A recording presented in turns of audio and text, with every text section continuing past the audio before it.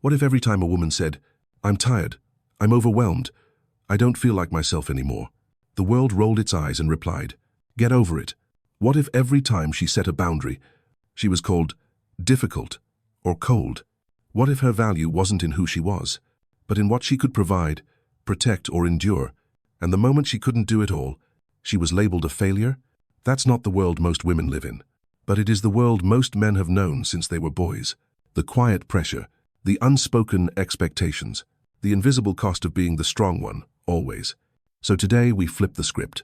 Not to accuse, not to blame, but to ask a simple, honest question. If society treated women the way it treats men, would it survive the standard it demands from us?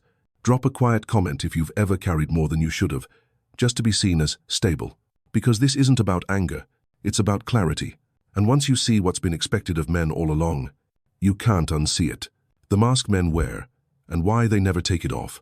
She wakes up early, drives to work, pays the bills, listens, fixes, supports. No time to pause, no space to feel, no one to ask, "How are you?" Really?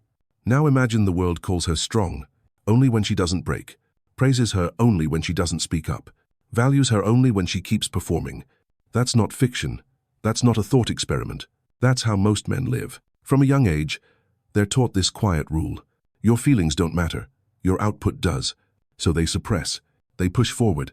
They stay silent not because they're heartless, but because they were trained to carry, not collapse.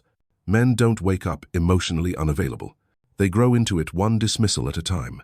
Try opening up, and you're told you're weak. Try asking for help, and you're a burden. Try slowing down, and you're falling behind. So instead of reaching out, he puts on the mask. "I'm fine. I've got it. It's nothing." But inside, he's tired. Not of responsibility, but of the unspoken rule that says he's only worthy when he suffers quietly.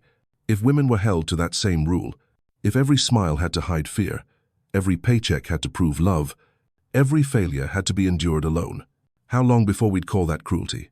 Men call it life. If her emotions were a liability, not a language, let's say she finally breaks the silence. She's been holding it together for months, maybe years, and one night, she says it, "I'm not okay. I don't know who I am anymore." Now imagine the world hearing that, and responding with, "You're being dramatic. Don't make this about you. You're fine. Just keep going." Not with care, not with concern, but with cold distance. How long before she shuts down again? That's what happens to men every day. They're not just discouraged from expressing emotion, they're quietly punished for it. A man says he's overwhelmed, he's unstable. He admits he's lost, he's weak. He asks for time to breathe, he's not dependable. So most don't say anything at all. They laugh off the pain. They distract themselves with work. They carry on not because they're strong, but because they know no one's listening anyway. And the moment they do speak, really speak, they're met with discomfort. Because society doesn't know what to do with a man's sadness. It was never taught how to hold it, only how to fix it, ignore it, or label it. Now flip the script. Imagine a woman being told, "Your feelings make people uncomfortable. You cry too much. You think too deeply. You're too much, tone it down." We'd call that emotional abuse. We'd say she deserves space, compassion, softness. But when it happens to men, we call it normal. That's the truth no one wants to admit.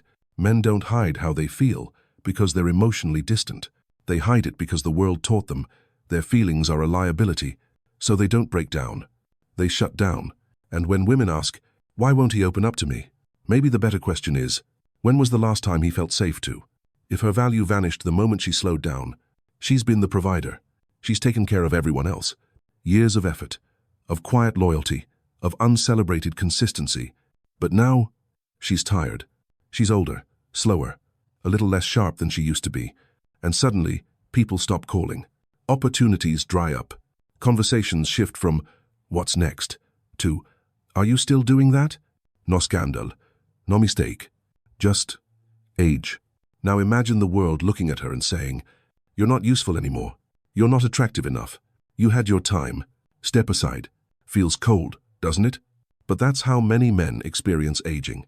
They spend decades building not for applause, but for survival. They don't complain. They don't stop. They keep showing up.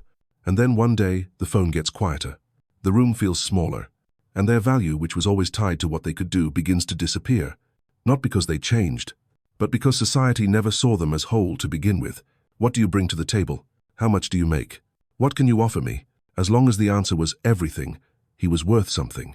But the moment he needed rest, he became invisible. Now imagine if women were seen that way, if their softness, their beauty, their intuition, all expired with time. If their years of caregiving, sacrificing, staying, meant nothing the moment they didn't look 25 or perform like 30, we'd say the world was broken. And yet, when men are discarded in the same quiet way, it's just called aging. Here's the reality. A man's value shouldn't expire with his performance. And love, real love, doesn't run on utility. But for many men, that lesson comes too late. They gave everything. And when they stopped giving, they were left alone with nothing. Not even a thank you. Just silence. If she were measured by rules she never agreed to, she makes a mistake. Nothing cruel, nothing violent, just a moment of distance, a failure to communicate, a human lapse. Now imagine the people around her saying, she's emotionally unavailable, she's selfish, she's not wife material, she tries to defend herself. They say she's deflecting, she stays quiet. They say she's hiding something, she opens up. They say she's unstable, every move misread, every motive questioned, every flaw a red flag. Now imagine if this was the norm. If women lived under a microscope this sensitive, this suspicious, would anyone tolerate it? Because that's the silent pressure placed on men. When they show emotion, they're weak. When they don't, they're cold. If they lead, they're controlling. If they pause, they're indecisive. If they walk away, they're cowards. If they stay, they're simps. There is no right way to be a man anymore. Only consequences for choosing wrong. Now flip it. If a woman was told that her entire worth would be judged by how well she anticipated someone else's feelings, how quickly she fixed tension, how silently she endured disappointment, we'd call that manipulation. We'd call that coercion. We'd tell her to leave. But when it happens to men, we tell them to man up. Here's the hard truth. A man's failure isn't always that he didn't try hard enough. It's that he never got to be himself in the first place. He was busy adjusting, contorting, masking, trying to meet standards no one could survive under, not even the people who made them. So if you're wondering why some men seem detached, guarded, slow to open, it's not pride, it's survival. Because after a lifetime of being judged for who they aren't, many have forgotten who they actually are. If she weren't allowed to break, she's overwhelmed. The job, the bills, the relationship that's been quietly eroding for months. And one day she finally admits it. I can't do this anymore. But instead of support, she hears, you're overreacting. Everyone has problems. Come on, you're stronger than that. No space, no softness, no safety. Just the unspoken message. Don't fall apart, it makes us uncomfortable.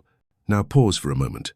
If this were normal for women, if every sign of exhaustion was met with blame, how long would it take before society called it abuse? Yet this is exactly what men are taught to accept.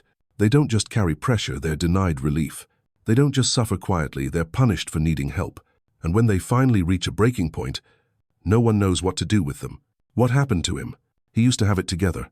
Maybe he was never that strong after all. No one asks when he last felt seen, when he last rested, when he last felt like a human being, not a solution to someone else's life. Men aren't applauded for holding on. They're shamed for letting go. And so they don't. They push forward, until the pressure becomes numbness, until they no longer recognize the version of themselves they've become. And then we wonder, why do so many men check out emotionally? Why are they angry, cold, silent?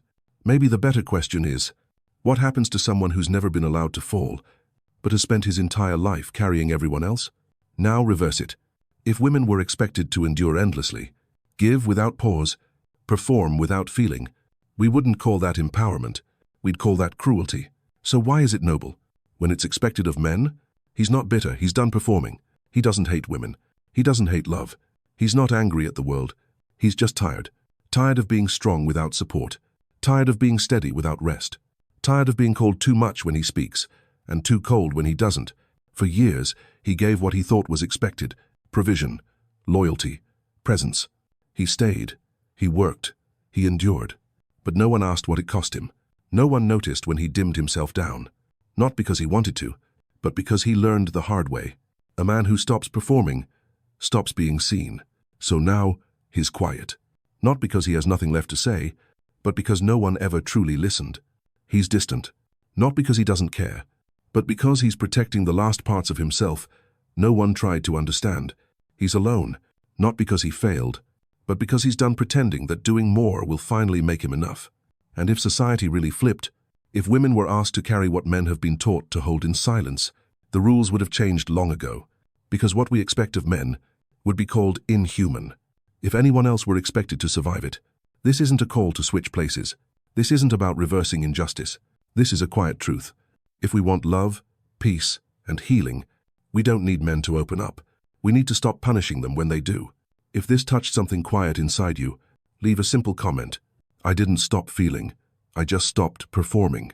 Because sometimes, the strongest thing a man can do is walk away from the version of himself the world never really saw.